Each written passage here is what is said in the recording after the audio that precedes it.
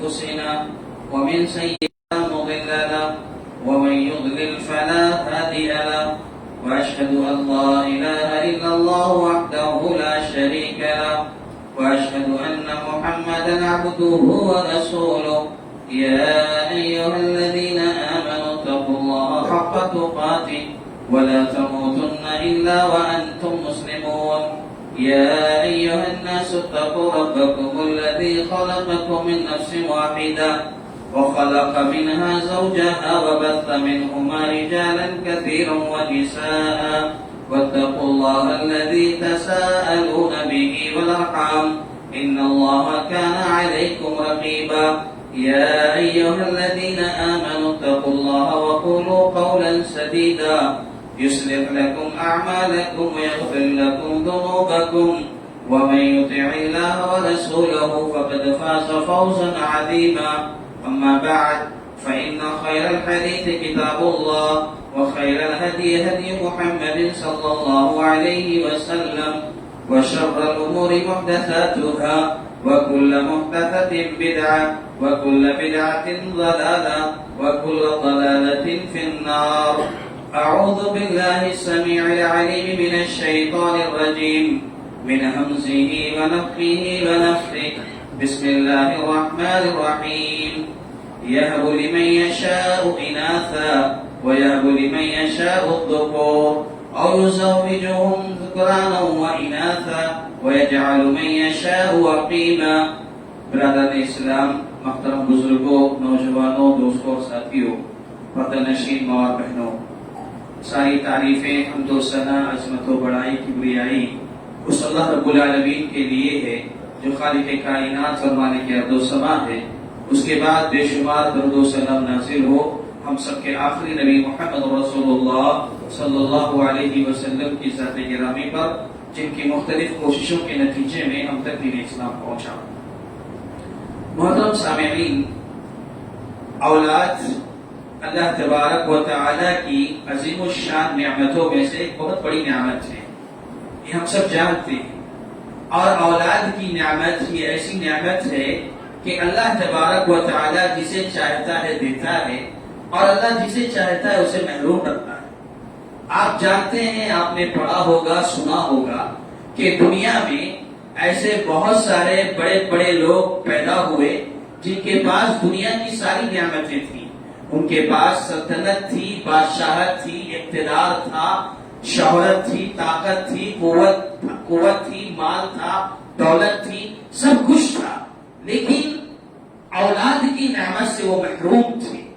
اور سب کچھ ہونے کے باوجود اگر اولاد نہیں تھی تو ان کی زندگی بے رونق ہو کر رہ گئی. ان کی زندگی میں سمجھ لیجیے کہ ایک مایوسی کی شکل پیدا ہو گئی. وہ ہمیشہ پریشان رہتے تھے کہ اولاد ہمارے پاس نہیں ہے. وہ اس بارے میں ہمیشہ سوچا کرتے تھے.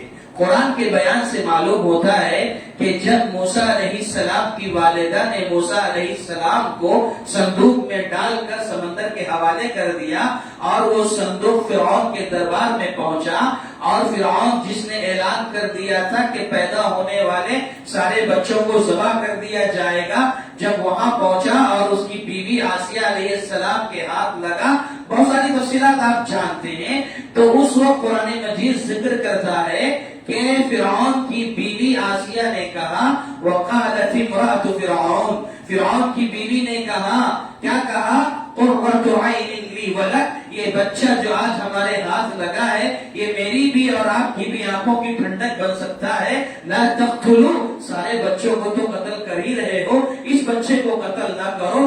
عسى ان ينفعنا، ہو سکتا ہے مستقبل میں یہ بچہ ہمیں فائدہ پہنچائے. اور نتخذه ولدا، یا ممکن ہم اسے اپنا بیٹا بنا لیں، اپنی اولاد بنا لیں. یعنی قرآن یہ کہتا ہے کہ فرعون کی اولاد نہیں تھی، وہ اولاد سے محروم تھا. یعنی کہنا یہ ہے کہ دنیا میں بڑے بڑے لوگ آئے جن کی اپنی سلطنتیں تھیں، بادشاہتیں تھیں، لیکن اولاد سے محرومی یہ بہت بڑی محرومی ہے.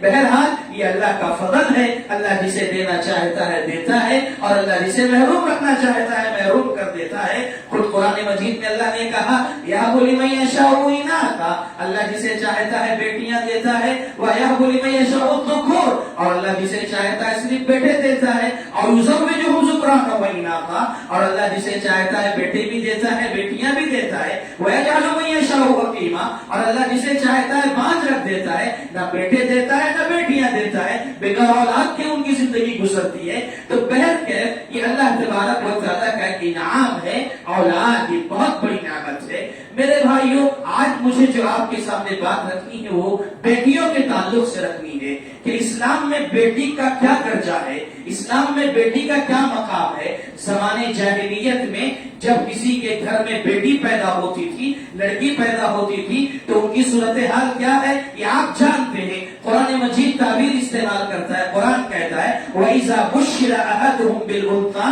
جب ان کو خبر دی جاتی کہ ان کے گھر میں بیٹی پیدا ہوئی ہے، جَعَلَهُ وَجْهُهُ مُسْوَدًّا وَهُوَ كَظِيمٌ، تو ان کا چہرہ بگڑ جاتا، سیاہ ہو جاتا، پریشان ہو جاتے اور اندر ہی اندر کڑتے رہتے، بے چین رہتے۔ يَتَوَارَىٰ مِنَ الْقَوْمِ مِنْ سُوءِ مَا بُشِّرَ بِهِ، قوموں سے لوگوں سے چھپتے ہوئے پھرا کرتے تھے کہ یہ جو بشارت ملی، جو خوشخبری ملی یا خبر ملی بیٹی کی، اس کے تعلق سے اس قدر پریشان رہتے کہ لوگوں کے سامنے سامنا نہیں کرتے، لوگوں سے چھپ چھپ کر رہا کرتے تھے اور ہمیشہ اسی فکر میں رہتے، سوچا کرتے ایمسکہ علی ہون ام یدسہ فی التراب، کہ میں کیا کروں، اسی ذلت و رسوائی کی زندگی گزار کر اپنی بیٹی کے ساتھ رہ لوں یا میں کیا کروں اس کو زندہ دفن کر دوں مٹی کے اندر۔ اسی طرح سوچتے رہتے تھے۔ بہرکیف قرآن نے ایک جملہ کہا ہے کہ زمانے جاہلیت میں جب لڑکیوں کی بیٹیوں کی پیدائش ہوا کرتی تھی وہ پریشان ہو جاتے، بیٹیوں کو حقیر سمجھتے تھے اور اسے کمزور ناتواں سمجھتے تھے، سماج و معاشرے میں حقیر جانا کرتے تھے۔ یہ زمانے جاہلیت کی بات ہے۔ خیر آج کے زمانے میں، آج کے مسلم معاشرے میں بیٹیوں کے ساتھ ویسا سلوک تو نہیں ہوتا ہے، ویسا معاملہ تو نہیں ہے، لیکن معاف کیجئے کہ آج بھی ہمارے سماج و معاشرے میں ایسے لوگ پائے جاتے ہیں جو لڑکیوں کے مقابلے میں، بیٹیوں کے مقابلے میں بیٹوں کو زیادہ ترجیح دیتے ہیں، بیٹوں پہ زیادہ توجہ دیا کرتے ہیں۔ اور جب گھر میں بیٹے کی پیدائش ہوتی ہے تو جو خوشی کا اظہار ہوتا ہے، مسرت و شادمانی کی جو گھڑیاں ہوتی ہیں، یہ کیفیت بیٹی کے پیدائش کے موقع پر نہیں ہوا کرتی، خوشی کا وہ اظہار نہیں ہوتا جو بیٹے کی پیدائش کے موقع پر ہوا کرتا ہے۔ اور اسی طریقے سے بیٹے کے لیے تعلیم کے باب میں، تربیت کے معاملے میں اور خرچ کرنے کے سلسلے میں جو توجہ ہوا کرتی ہے بیٹوں کے حوالے سے، بیٹیوں کے حوالے سے ایسا ہمارے سماج و معاشرے میں نہیں ہوا کرتا ہے۔ یہ بھی ایک بہت بڑی ناانصافی ہے، بہت بڑا ظلم ہے۔ اور ہمارے سماج و معاشرے میں بیٹیوں کے ساتھ جو ایسا ناروا سلوک ہوتا ہے، بے توجہی برتی جاتی ہے بیٹوں کے مقابلے میں، اس کی ایک وجہ یہ بتائی جاتی ہے کہ بیٹے جو ہوتے ہیں یہ مستقبل میں ان کا سہارا بنیں گے، بیٹے جو ہوں گے یہ آگے چل کر کے ان کی خدمت کریں گے، بیٹیاں جو ہوتی ہیں یہ تو سسرال کی ہو جاتی ہیں، شادی کے بعد اپنے گھر کو چلی جاتی ہیں، یہ ہمارا کیا ساتھ دیں گی۔ یہ سوچ کر لڑکیوں بیٹیوں پر توجہ ماں باپ ویسا نہیں دیتے جیسا دینا چاہیے۔ میرے بھائیوں میں آپ کو بتاؤں یہ کس نے فیصلہ کر لیا کہ بیٹے تمہارا زیادہ خیال کریں گے، بیٹیاں خیال نہیں کریں گی، بیٹیاں نہیں دیکھیں گی ماں باپ کو۔ قرآن مجید کہتا ہے آباؤکم وابناؤکم لا تدرون ایہم اقرب لکم نفعا، کہ تمہارے باپ تمہارے بیٹے یہ کوئی نہیں جانتا کہ تمہیں نفع پہنچانے کے اعتبار سے، فائدہ پہنچانے کے اعتبار سے تم سے زیادہ قریب کون رہے گا، بیٹے رہیں گے کہ بیٹیاں رہیں گی، کوئی نہیں جانتا۔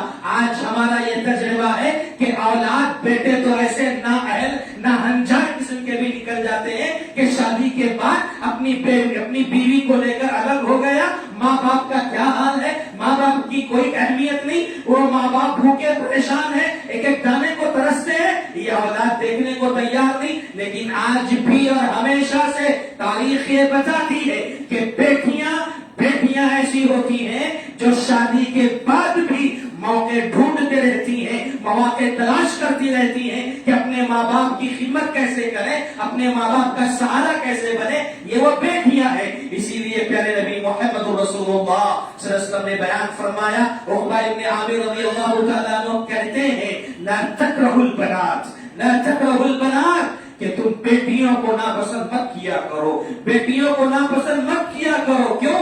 فَإِنَّهُنَّ الْمُونِسَاتُ الْغَالِيَاتُ، کیونکہ یہ بیٹیاں بڑی ہمدرد ہوتی ہیں، یہ بیٹیاں بڑی غمخوار ہوتی ہیں، یہ بیٹیاں بڑی محبت کرنے والی ہوتی ہیں، اور یہ بیٹیاں بڑی قیمتی ہوتی ہیں، ان کی قدر کرو۔ ان بیٹیوں سے تمہیں دنیا میں بھی فائدہ ہوگا اور آخرت میں بھی فائدہ ہوگا۔ یہ بیٹیاں، یہ لڑکیاں بہت بڑا مقام رکھتی ہیں، سماج و معاشرے میں آج اسے اہمیت نہیں دی جاتی۔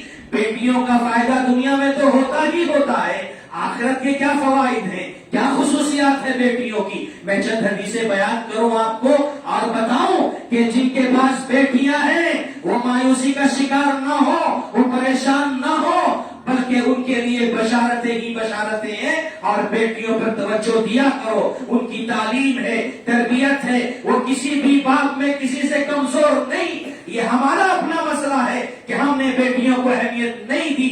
پیارے نبی محمد رسول اللہ صلی اللہ علیہ وسلم بیان فرماتے ہیں کہ بیٹیاں، جس کے پاس بیٹی ہوتی ہے وہ کتنا خوش نصیب ہے۔ بیٹی کا فائدہ کیا ہے، جس کے پاس بیٹی ہے اس کی کیا خصوصیات ہیں۔ سبحان اللہ، سب نبی صلی اللہ علیہ وسلم نے بیان فرمایا ہے کہ سب سے پہلی بات تو یہ، جس کے پاس بیٹی ہوتی ہے وہ بیٹیاں اپنے والدین کو جہنم میں جانے نہیں دے گی، جہنم کے لیے آڑ بن جائیں گی۔ یہ وہ بیٹیاں ہیں، ان کے پاس وہ خوبیاں ہیں، یہ وہ کمالات رکھتی ہیں کہ اپنے ماں باپ کو جہنم میں جانے نہیں دے گی۔ پیارے نبی محمد رسول اللہ صلی اللہ علیہ وسلم نے فرمایا من ابتلي من البنات بشيء فاحسن اليهن كن له سترا من النار، کہ جو کوئی شخص بیٹیوں کے حوالے سے آزمایا گیا، یعنی جس کے پاس بیٹی ہے، آزمایا گیا مطلب کہ اس کی تعلیم ہے، تربیت ہے، اس کا خرچ برچ ہے، اس کے مسائل ہیں، شادی بیاہ تک کر دینے تک کے جو مسائل ہیں، جو اس چیز میں آیا، اگر وہ فاحسن الیہن، اپنی بیٹی کے ساتھ خیر خواہی کی، اس کے ساتھ اچھا معاملہ کیا، تو یہی بیٹیاں اپنے ماں باپ کے لیے جہنم میں جانے سے روکیں گی، رکاوٹ بنے گی۔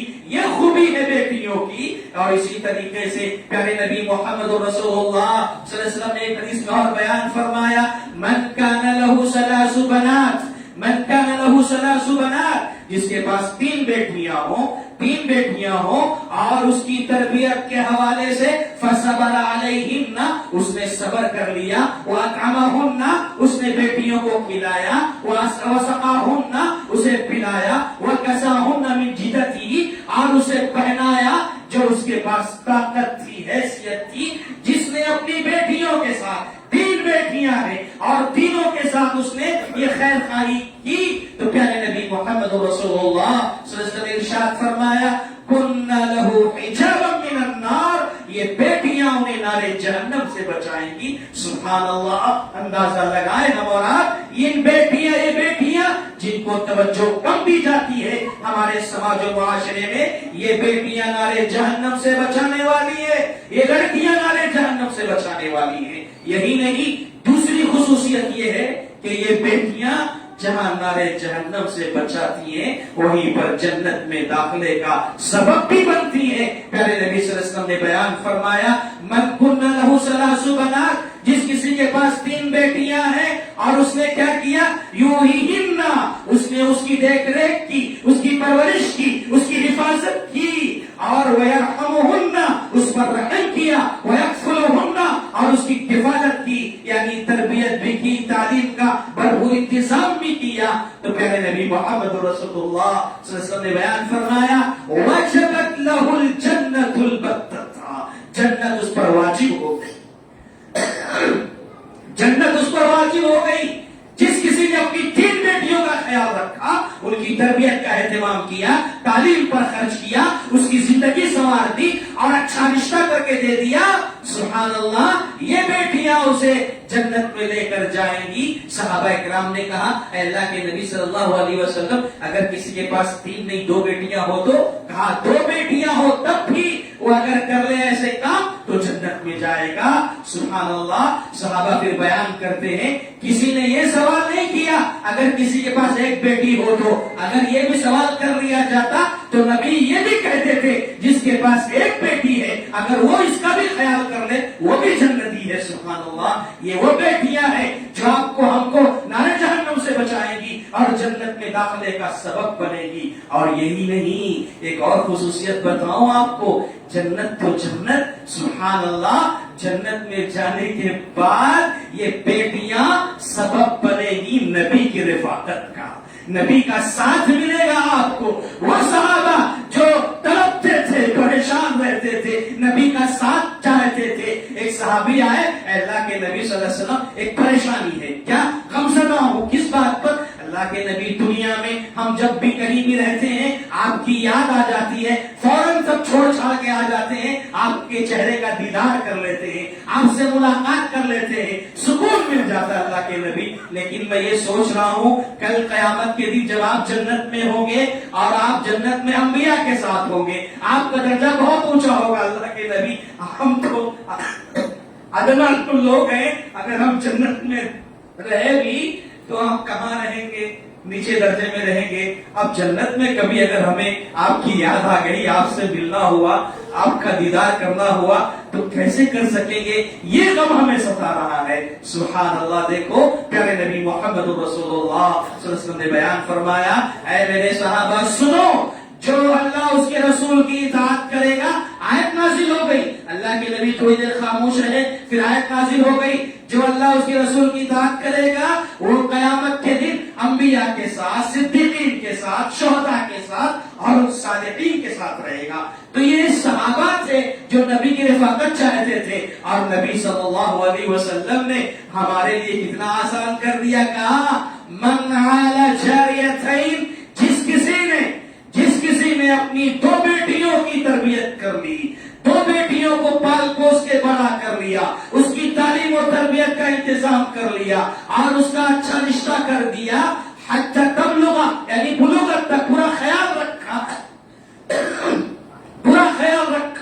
تو پیارے نبی صلی اللہ علیہ وسلم بیان فرماتے ہیں جاء یوم القیامہ انا وہو کہاتین وضم اصابعہ. نبی نے فرمایا کل قیامت کے دن میں اور وہ ایسے ہوں گے اپنی ان دونوں انگلیوں کو ایسے ملا کر. نبی نے کہا میرے بھائیوں کہنے کا مطلب یہ ہے یہ ہماری وہ بیٹیاں ہیں واللہ جو جنت میں تو لے کر جائیں گی ہی جائیں گی ساتھ میں پیارے نبی محمد رسول اللہ صلی اللہ علیہ وسلم کی رفاقت بھی دلوائیں گی. آج ہم نے اپنی بچیوں کی اپنی بیٹیوں کی صحیح تربیت نہیں کی اسلامی معاشرے میں نہیں ڈالا.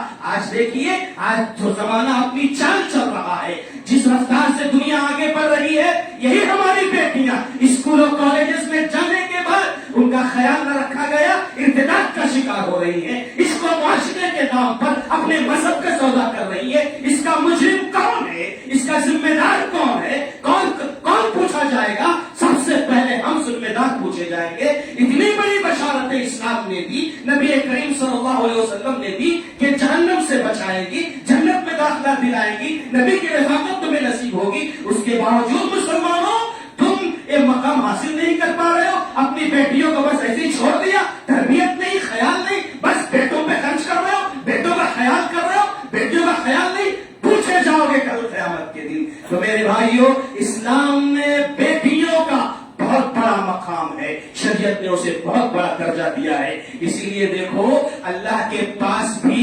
بیٹیوں کا مقام اتنا بڑا ہے کہ جب اللہ نے جہاں ذکر کیا نا اللہ جسے چاہتا ہے اولاد دیتا ہے جسے چاہتا نہیں دیتا وہاں پر اس آیت میں سب سے پہلے ترتیب میں بیٹیوں کا ذکر کیا ہے. یَهْبُ لِمَن یَشَاءُ إِنَاثًا وَیَهْبُ لِمَن یَشَاءُ الذُّکُورَ. اللہ نے پہلے ذکر کیا اللہ جسے چاہتا ہے بیٹیاں دیتا ہے جسے چاہتا ہے بیٹے دیتا ہے. ترتیب میں پہلے اللہ نے بیٹیوں کا ذکر کیا ہے. یعنی اللہ کے پاس بھی مفسرین کہتے ہیں اللہ یہ بتانا چاہتا ہے ترتیب میں بیٹیوں کا ذکر کر کے پہلے کہ اللہ کے پاس بیٹیوں کا مقام میرے بھائیوں، لیکن آج ہمارے سماج و معاشرے میں بیٹیوں کو، لڑکیوں کو اہمیت نہیں دی جاتی. اللہ ہماری حفاظت فرمائے.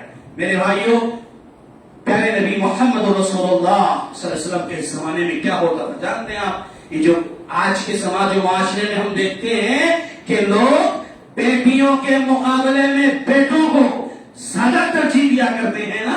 یاد رکھو، ایک مرتبہ کیا ہوا، پیارے نبی محمد رسول اللہ صلی اللہ علیہ وسلم بیٹھے ہوئے تھے. انس رضی اللہ تعالیٰ عنہ بیان فرماتے ہیں، ہم سب بیٹھے ہوئے تھے مجلس میں. ایک شخص تھا، دیکھنے میں اس کا بیٹا آیا. اس کا بیٹا دوڑتا ہوا آیا. اس نے کیا کیا، اپنے بیٹے کو بوسا دیا. اپنے بیٹے کو بوسا دیا، پیشانی پہ چوما، اسے اپنی گود میں بٹھا دیا. تھوڑی دیر کے بعد اس کی بیٹی بھی دوڑتی ہوئی آئی. بیٹی بھی دوڑتی ہوئی آئی. بیٹا آیا، بوسا دیا، بٹھایا.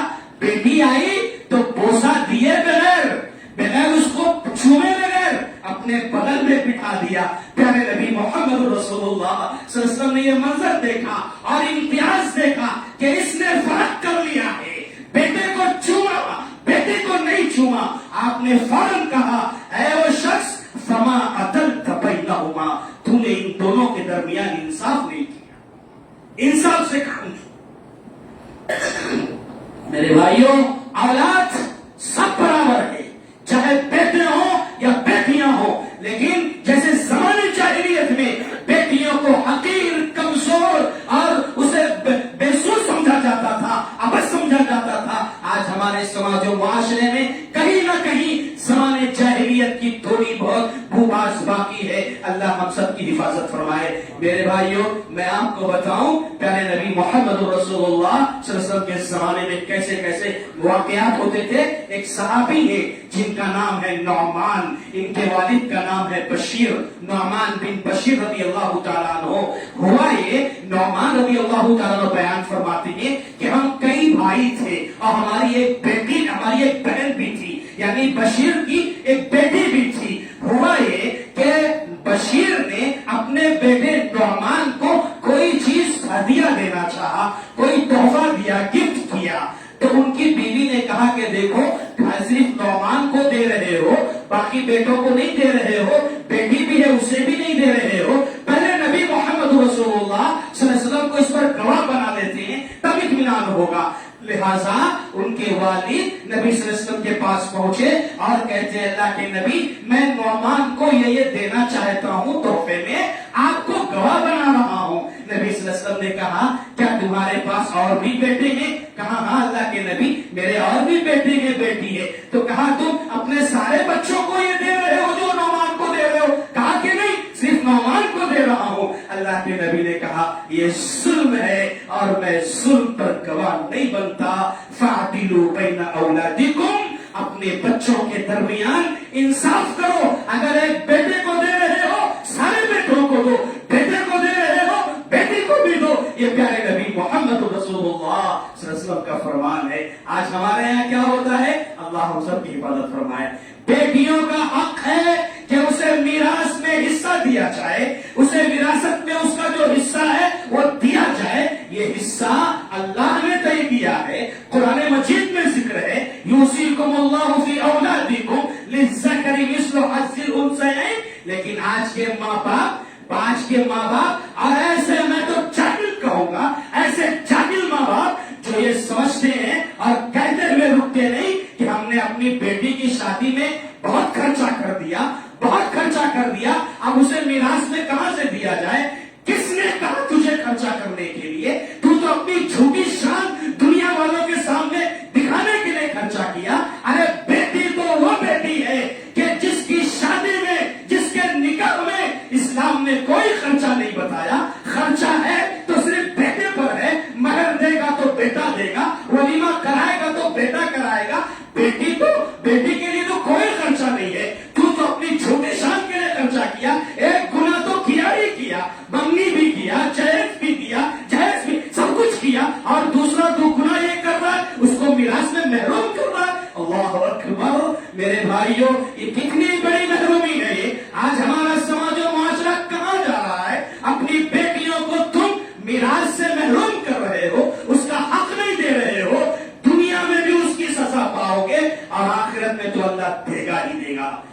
لیے اپنے آپ کو سنبھالو، سمجھنے کی کوشش کرو. یہ دین ہمارا سب سے مثالی دین ہے، پاکیزہ دین ہے، مہذب دین ہے. یہ سب کے ساتھ یکساں سلوک کرنے کا حکم دیتا ہے، چاہے بیٹے ہو یا بیٹیاں ہو. آپ کو بتاؤں، سعد بن ابی وقاص رضی اللہ تعالیٰ عنہ بہت کمزور ہو گئے، اپنی زندگی کے آخری مرحلے میں ہیں، اب بستر پر ہیں. پیارے نبی محمد رسول اللہ صلی اللہ علیہ وسلم ان سے ملاقات کرنے کے لیے گئے، خیریت دریافت کی. سعد بن ابی وقاص نے کہا، اللہ کے نبی میرے پاس مال بہت ہے، میں نے دولت بہت کمائی ہے اللہ کے نبی، اور میرے پاس صرف ایک بیٹی ہے، میرے پاس کوئی نہیں ہے، میرے پاس صرف ایک بیٹی ہے.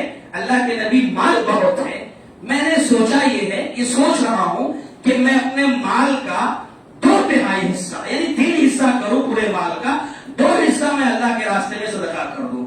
ہم ناجائز کاموں میں خرچ کرتے ہیں نا، جہیز میں، منگنی میں، شادی بیاہ کے دیگر فضول خرچی میں خرچ کرتے ہیں نا. یہاں اللہ کے راستے میں خرچ کرنے کی بات ہو رہی ہے. ذرا سمجھنا اس نقطے کو، اللہ کے راستے میں خرچ کرنے کی بات کر رہے ہیں. سعد بن ابی وقاص رضی اللہ تعالیٰ، اللہ کے نبی میرے پاس کوئی نہیں ہے، صرف ایک بیٹی ہے، اور میں چاہتا ہوں کہ مال کا 2 حصہ اللہ کے راستے میں دے دوں، صدقہ کر دوں، 1 حصہ میری بیٹی کے لیے رکھ دیتا ہوں. اللہ کے نبی صلی اللہ علیہ وسلم نے کہا نہیں، ایسا مت کرو.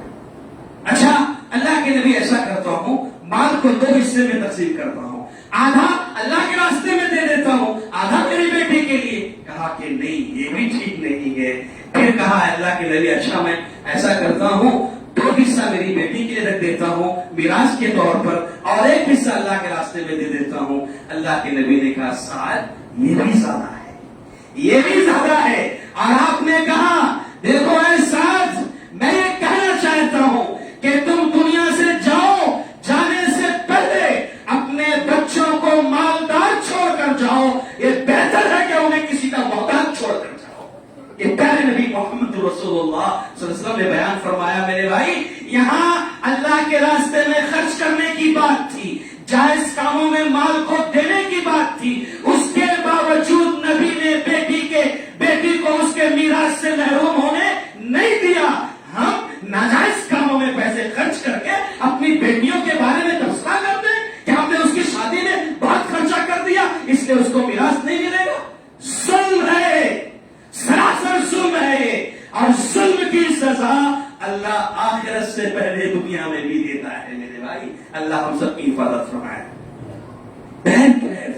نبی اکرم صلی اللہ علیہ وسلم کی ایسی ہی تربیتیں رہی ہیں، اور اس تربیت کا فائدہ یہ ہوا کہ صحابہ کرام اپنی بہنوں کو، بیٹیوں کو سبحان اللہ تعلیم سے جوڑنے لگے، تربیت کرنے لگے، تزکیہ کرنے لگے، ان کا خیال کرنے لگے. ان کو سمجھ میں آ گیا یہ ہماری بہنیں، یہ ہماری بیٹیاں جہنم سے بچانے کا سبب، جنت میں داخلے کا سبب، نبی کی رفاقت کا سبب. سمجھ میں آ گیا کہ نبی کیا مزاج رکھتے ہیں، نبی کیسی تعلیم دیتے ہیں. تو جانتے ہیں کیا کیا کر ڈالا؟ بہت سارے واقعات ہیں. ایک مثال دیتا ہوں. نوجوان جو ہوتے ہیں نا، عام طور پر نوجوان جب شادی کرنا چاہتا ہے تو کنواری کو ڈھونڈتا ہے، اور اچھا بھی ہے، بہتر بھی ہے کہ نوجوان جب شادی کرے تو کنواری لڑکی کو ہی تلاش کرے. عموماً اگر کسی سے کہا جائے کہ کنواری کے بجائے سیبہ سے کر لو، جس کی شادی پہلے ہو چکی تھی اس سے کر لو، عام طور پر لوگ پسند نہیں کرتے اس کو. لیکن دیکھو جب بچیوں کی، بہنوں کی، بیٹیوں کی تربیت کی بات آئی، صحابہ میں کیسا اثر ہوا. جابر بن عبداللہ رضی اللہ تعالیٰ عنہ نے نکاح کیا، شادی کی. پیارے نبی صلی اللہ علیہ وسلم کے پاس آئے، اللہ کے نبی میں نے نکاح کر لیا. کس سے نکاح کیے ہو؟ باقرہ سے کیے ہو یا سیبہ سے کیے ہو؟ یعنی کنواری لڑکی سے شادی کیے ہو یا جو شادی پہلے کر چکی تھی اس کے شوہر کا انتقال ہو گیا یا طلاق، اس سے شادی کیے ہو؟ کہا نہیں اللہ کے نبی میں نے کنواری سے تو نہیں کیا ہے، میں نے سیبہ سے کر لیا ہے. آپ نے فرمایا حل جاریۃ او حل بکر، تم نے کنواری سے کیوں نہیں شادی کی؟ تلائبھا و تلائبک، وہ تم سے لطف اندوز ہوتی تو اس سے لطف اندوز ہوتے، تمہیں باقرہ سے کرنا چاہیے تھا. تو کہا نہیں اللہ کے نبی، میرے والد جب وفات پائے تو انہوں نے 7 بیٹیوں کو چھوڑا ہے، میرے والد کی 7 بیٹیاں ہیں، یعنی میری 7 بہنیں ہیں، سب چھوٹی چھوٹی۔ اللہ کے نبی اگر میں کسی باقرہ کو لاتا تو ان کی صحیح طریقے سے تعلیم و تربیت کا انتظام نہیں ہو پاتا۔ اللہ کے نبی اس لیے میں نے سیبہ سے نکاح کر لیا ہے۔ میرے بھائی یہ قربانیاں تھی صحابہ کی، جو اپنی بہنوں بیٹیوں کی تعلیم و تربیت کے باب میں اس قدر حساس تھے۔ بہرکیف بیٹیاں یہ نعمت ہے اللہ تبارک و تعالیٰ کی، اس کو سمجھنے کی کوشش کرو۔ یعقوب بن بختان ابو یوسف رحمہ اللہ کے پاس تقریباً 7 یا 9 بیٹیاں تھیں، اور جب ان کے گھر میں بیٹی پیدا ہوتی، امام احمد بن حنبل آتے اور کہتے کہ ان الانبیاء آباء البنات، کہ انبیاء بھی بیٹیوں کے ہی باپ ہوا کرتے تھے۔ خود پیارے نبی محمد رسول اللہ صلی اللہ علیہ وسلم کی 4 بیٹیاں تھیں، 3 بیٹے تھے بچپن میں وفات پا گئے، 4 بیٹیاں تھیں، چاروں سلامت رہی، یعنی انبیاء بھی بیٹیوں کے باپ ہوا کرتے تھے۔ پیارے نبی محمد رسول اللہ صلی اللہ علیہ وسلم کو اپنی بیٹیوں سے بڑی محبت تھی، آپ ان کی عزت کرتے، ان کا احترام کرتے، اور شادی کے بعد بھی ان کے گھروں پہ جایا کرتے تھے، بیٹیاں بھی آیا کرتی تھی۔ اللہ ایک مرتبہ، بس بات ختم کر رہا ہوں میں معذرت کے ساتھ، فاطمہ رضی اللہ تعالیٰ عنہ آئی اللہ کے نبی صلی اللہ علیہ وسلم کے پاس۔ عائشہ رضی اللہ تعالیٰ بیان فرماتی ہیں کہ جب فاطمہ آئی اللہ کے نبی صلی اللہ علیہ وسلم نے کہا مرحبا یا بنتی، آ میری بیٹی تمہارا استقبال ہے، خوش آمدید، آ میری بیٹی تمہارا آنا مبارک ہو۔ اپنے پاس بٹھایا، اپنے بغل میں بٹھایا، فاطمہ بیٹی ہے، اے باپو اے ماؤ سنو، اپنی بیٹیوں کی قدر کرو۔ پیارے نبی محمد رسول اللہ صلی اللہ علیہ وسلم شادی کے بعد فاطمہ گھر آئی ہے، اللہ کے نبی بغل میں بٹھاتے ہیں اور کان میں کچھ کہتے ہیں، عائشہ دیکھ رہی ہے، کان میں کچھ کہتے ہیں، عائشہ رضی اللہ تعالیٰ رونے لگی۔ پھر اللہ کے نبی نے کان میں کچھ کہا، پھر عائشہ مسکرانے لگی، فاطمہ مسکرانے لگی۔ عائشہ رضی اللہ تعالیٰ نے بعد میں پوچھا فاطمہ کیا بات ہے؟ اللہ کے نبی صلی اللہ علیہ وسلم نے تم سے پہلی بار کیا کہا کہ تم رونے لگی، اور دوسری بار کیا کہا کہ تم ہنسنے لگی؟ تو انہوں نے کہا کہ نہیں، یہ میرے اور میرے ابا کے درمیان راز ہے، میں نہیں بتاؤں گی۔ نہیں بتایا انہوں نے۔ جب اللہ کے نبی محمد رسول اللہ صلی اللہ علیہ وسلم دنیا سے رخصت ہو گئے، تب پوچھا عائشہ نے فاطمہ بتا تو دو وہ کیا بات تھی؟ تو کہتی ہے فاطمہ کہ میرے والد محترم نبی صلی اللہ علیہ وسلم نے میرے کان میں کہا میری بیٹی فاطمہ دیکھو میں اب دنیا سے بہت جلد جانے والا ہوں، یعنی اپنی وفات کی خبر دی کہ میں دنیا سے رخصت ہونے والا ہوں اور تم سب سے پہلے مجھ سے ملنے والی ہو۔ تو میں رونے لگی کہ میرے والد محترم دنیا سے جانے والے ہیں۔ پھر اس کے بعد نبی نے میرے والد محترم پھر یہ کہا عائشہ تم یقیناً جنت میں خواتین کی عورتوں کی سردار رہو گی، یہ خوشخبری سنائی تو میں مسکرانے لگی۔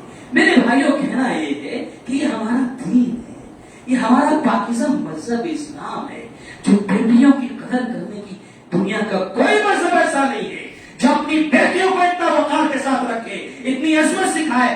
آج دنیا کے سارے مذاہب کے لوگ اپنی بیٹیوں کے ساتھ کیسا کیسا سلوک کرتے ہیں، اور آج بیٹیوں کے ساتھ لڑکیوں کے ساتھ کیسے کیسے ناروا رویے اختیار کیے جاتے ہیں، ہم دنیا میں دیکھ رہے ہیں۔ اللہ ہم سب کی حفاظت فرمائے۔ میں انہی باتوں پر اپنی گفتگو سمیٹ رہا ہوں، ختم کر رہا ہوں۔ اللہ سے دعا کرتا ہوں کہ اللہ تبارک و تعالی ہم تمام لوگوں کو لڑکیوں بیٹیوں کا جو مقام و مرتبہ ہے اسے سمجھنے کی توفیق عطا فرمائے، آمین۔ میرے بھائیوں چلتے چلتے ایک بات یہ بتا دوں کہ ہمارے کچھ ساتھی میرا روڈ ممبئی سے آئے ہیں، وہاں مسجد کی ایک جگہ لیے ہوئے ہیں، جبکہ وہاں ایک ہی مسجد ہے جماعت کی اور دیگر لوگوں کی تقریباً 150 مسجدیں ہیں۔ ہماری اب دوسری تیسری مسجد بننے جا رہی ہے، تقریباً 35 لاکھ روپے کا بجٹ ابھی باقی ہے، لہٰذا آپ لوگوں سے گزارش ہے کہ بھرپور تعاون فرمائیں، اور خواتین سے بھی گزارش ہے، ہماری ماؤں بہنوں بیٹیوں سے بھی گزارش ہے کہ وہ بھی بھرپور تعاون فرمائیں۔ اللہ تعالیٰ ہمارے سارے حسنات کو نیکیوں قبول فرمائے، آمین۔ بارک اللہ لنا ولکم فی القرآن العظیم ونفعنا وإياکم بالآیات ذکر کی برکت الحلیم۔